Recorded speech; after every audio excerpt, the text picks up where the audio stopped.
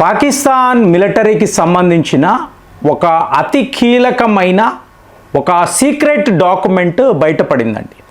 ఇందులో వాళ్ళు ఏం మాట్లాడుతున్నారు అంటే 2016, 2019 అలాగే మీకు ఆపరేషన్ సింధు 2025 ఈ ప్రతి ఒక్క యుద్ధంలో మీరు చూసారనుకోండి, భారతే మన మీద దాడులు చేస్తున్నారు అంటే ప్రీఎంప్టివ్ స్ట్రైక్స్. సో వాళ్ళు ప్లాన్డ్గా ఇది చెయ్యగలుగుతున్నారు. పాకిస్తాన్ ఈ విషయంలో హెల్ప్లెస్గా ఉంది. కాబట్టి ఈ ఫోర్త్ టైం మనమే వాళ్ళ మీద దాడులు చెయ్యాలి. అంటే 1965, 1971 కార్గిల్ వార్ ఇక్కడంతా చూసారనుకోండి, పాకిస్తాన్ వాడే అగ్రెసర్. వాడు మనపై యుద్ధము ప్రకటించిన తరువాత మనము రియాక్ట్ అవుతాం. ప్రతి సందర్భంలోనూ ఇలాగే, అంటే మనము ఎప్పుడూ కూడా డిఫెన్సివ్గా ఉంటాం. కానీ ఇప్పుడు న్యూ ఇండియాలో ఏమవుతుంది, మనమే అఫెన్సివ్ యాక్షన్లో ఉంటున్నాం. ఇది తేడా. కాబట్టి ఈసారి మనమే భారత్పై దాడులు చెయ్యాలి. అంటే ప్లాన్ ఏమీ లేదండి. మనం ఎప్పుడూ కూడా తీవ్రవాదులను టార్గెట్ చేస్తాం, అవునా? సో ఇప్పుడు వాళ్ళు మన ఇండియన్ మిలిటరీతో యుద్ధము చేయడానికి, అంటే మన రఫేల్ విమానాలు, మన సుఖాయ్ విమానాలు ఎక్కడెక్కడ ఉన్నాయి ఈ శాటిలైట్ ద్వారా గమనించి, సో మనము కొంచెం రిలాక్స్ అయిన టైంలో సడన్గా మనపై దాడులు చేద్దాము. ఇది వాళ్ళ ప్లాన్. ఇప్పుడు మీరు అడగొచ్చు, ఎందుకు వాళ్ళు చేస్తారు అంటే, G7 సబ్మిట్లో డొనాల్డ్ ట్రంప్ ఒక మాట అంటాడు మోదీ గారిని ఉద్దేశించి, ఒకవేళ భారత్పై దాడులు జరిగితే మేము వాళ్ళకి హెల్ప్ చేస్తాము, అంటే భారత్కి హెల్ప్ చేస్తాము. ఇది ట్రంప్ మాటలు. సో ఆ రోజే నేను అన్నాను, సంథింగ్ ఈజ్ కుకింగ్. సో నిన్నటికి నిన్న పాకిస్తాన్ యొక్క డిఫెన్స్ మంత్రి ఖ్వాజా ఆసిఫ్, సో ఈయన ఒక టీవీ ఇంటర్వ్యూలో మాట్లాడుతూ, ఖచ్చితంగా యుద్ధము చేసే తీరాలండి, వేరే మార్గమే లేదు. ఎందుకు? మన పాలసీని చూడండి. 2028 వరకు కూడా చుక్క నీరు పాకిస్తాన్లోకి వెళ్ళకూడదు.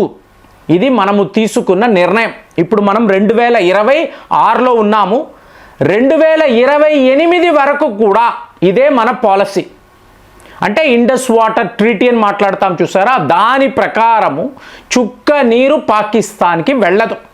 సో ఈ ప్రాంతం అంతా ఎక్కడండి? పాకిస్తాన్ ఆక్రమిత జమ్మూ అండ్ కాశ్మీర్. మరి మనం ఏం చేస్తామండి అంటే, హిమాచల్ ప్రదేశ్ నుంచి ఇప్పుడు వస్తున్న ఈ నీరు, దానిని మన భారత్ యొక్క పంజాబ్, హర్యానా ఇటు డైవర్ట్ చేస్తాం. అలాగే కాశ్మీర్ వైపు నుంచి వస్తున్న నదులు, వాటిని ఆ కాశ్మీర్ గ్రామాలకు.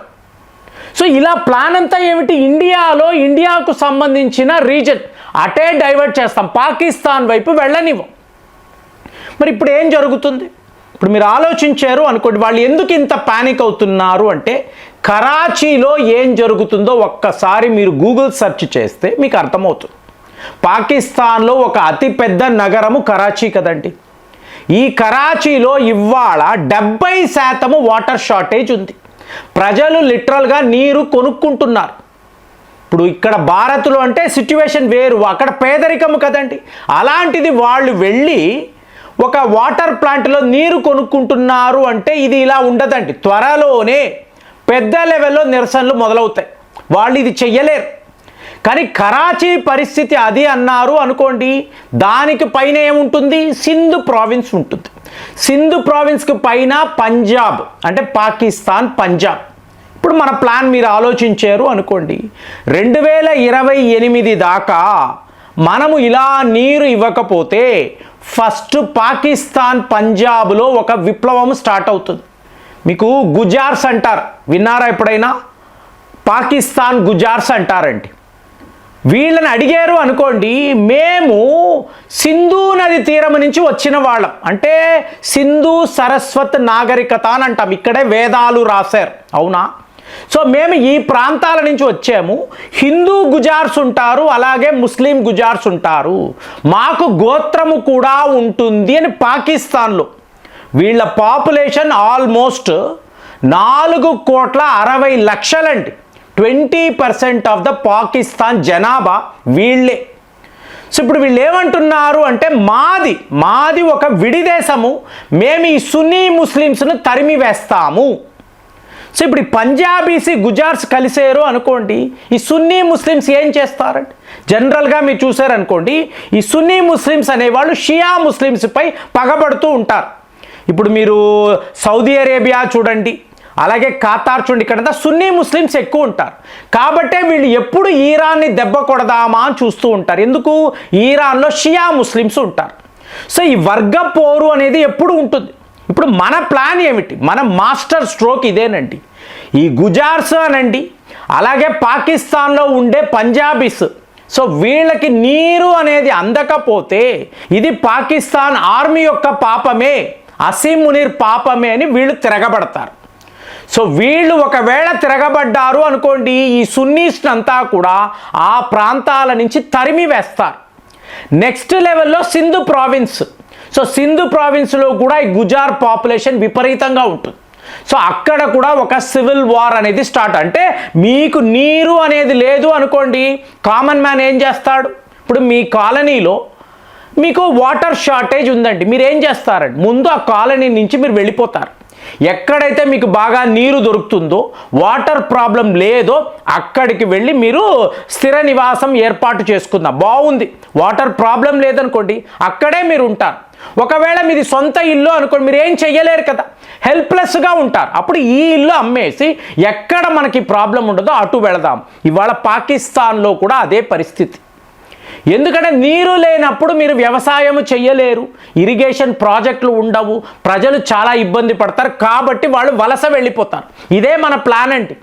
అంటే మనము ఏ యుద్ధము చెయ్యక్కర్లేదు, పాకిస్తాన్ తనకు తానుగానే గొడవలు పడి యుద్ధాలు చేసుకొని సివిల్ వార్లోకి వెళ్ళి ఆ దేశము పూర్తిగా సర్వనాశనం అవుతుంది అనేది మన ప్లాన్. దాని ప్రకారం చూశారనుకోండి, ఇవాళ లక్షల మంది పాకిస్తాన్ ఆక్రమిత కాశ్మీర్ నుంచి వెళ్ళిపోతున్నారు. సో మనకు ఆ ప్రజలతో కాదండి, మనకు ఆ భూమి కావాలి. దాని ప్రకారము పంజాబ్ సింధు ప్రావిన్స్ కరాచీ అన్నప్పుడు ఆల్మోస్ట్ సముద్ర తీరము వద్ద ఉండే ఒక పోర్టు నగరము కదా. ఇక్కడంతా కూడా తీవ్ర స్థాయిలో వాటర్ షార్టేజ్ని క్రియేట్ చేస్తే ఒకటి వాళ్ళు వెళ్ళిపోవడము, లేదా వాళ్ళకు వాళ్ళు కొట్టుకు చావడము, ఇలాగా మన డెమోగ్రఫీని మనం మార్చేయగలం. POJK దగ్గర డెమోగ్రఫీ మారిపోతుంది. కాబట్టి 2028 దాకా కూడా మనము పాకిస్తాన్కి నీరు అనే దాన్ని పంపమండి, ఈ సప్లై అనే దాన్ని ఆపేస్తాం. పెద్ద పెద్ద డ్యాములు అనండి, లేదా చిన్న చిన్న కెనాల్స్ అనండి, ఇలాగా వాటర్, రవి వాటర్ అనండి, మెయిన్ అదేనండి ఇష్యూ అంతా కూడా. రవి వాటర్ను మీరు ఆపేస్తే పాకిస్తాన్లో చాలా పెద్ద లెవెల్లో గొడవలు జరుగుతాయి. సో ఇదంతా గమనించిన వాళ్ళ డిఫెన్స్ మంత్రి ఏం మాట్లాడుతున్నాడు అంటే, ఒకవేళ ఇదే రియాలిటీ అయితే, అంటే 2028 దాకా కూడా మాకు నీరు అనేది రాకపోతే భారత్పై మేము యుద్ధము ప్రకటిస్తాము, యుద్ధము చేసే తీరతాము. సో ఇప్పుడు అమెరికా వాడి ప్లాన్ ఏంటి? JD వ్యాన్స్ని అడిగారు అనుకోండి, నాకు 2 వ్యక్తులు అంటే చాలా ఇష్టం. ఒకటి భారత్కు సంబంధించిన నా భార్య, రెండవది పాకిస్తాన్కి సంబంధించిన అసీం మునీర్. ఇదే మాట్లాడతాడు వాడు. సో ఇప్పుడు పాకిస్తాన్ మనపై ప్రీఎంప్టివ్ స్ట్రైక్స్ చేస్తారండి. సో మన ఎయిర్ బేసెస్ మీద దాడులు జరుగుతాయి. సో మనము కోలుకొని మనము యుద్ధానికి రెడీ అవుతున్నప్పుడు అమెరికా వాడు వచ్చి యుద్ధాన్ని ఆపేస్తాడు. ఇలా మనకు చాలా పెద్ద లెవెల్లో నష్టము జరుగుతుంది. ఇది వీళ్ళ ప్లాన్. G7లో డొనాల్డ్ ట్రంప్ మాట్లాడడం, ఇవాళ వాళ్ళ డిఫెన్స్ మంత్రి మాట్లాడడం. కానీ ఇక్కడ వాళ్ళకి తెలియని విషయం ఏమిటి అంటే, మీకు మన ఇంటెలిజెన్స్ వర్గాలు, అలాగే రా ఏజెంట్లు, ఇంకా నన్ను అడిగితే పాకిస్తాన్ యొక్క డిఫెన్స్ మంత్రి కూడా ఒక రా ఏజెంట్ అవ్వచ్చు. కాబట్టే ఇలాంటి ఇంపార్టెంట్ విషయాలను డిస్కస్ చేస్తున్నాడు. అజిత్ దోవెల్ తలుచుకుంటే ఎవరినైనా కూడా కొనగలరు, మనకు పని చేసేలాగా చెయ్యగలరు. అలాంటప్పుడు పాకిస్తాన్ మనపై యుద్ధము ప్రకటిస్తే భారత్ ఏం చేస్తుంది? POJK ముక్కలుగా ఎప్పటి వరకు విడిపోతుంది? మీకేమనిపిస్తుంది? కామెంట్స్లో రాయండి. మళ్ళీ వచ్చే వీడియోలో కలుద్దాం. జై హింద్.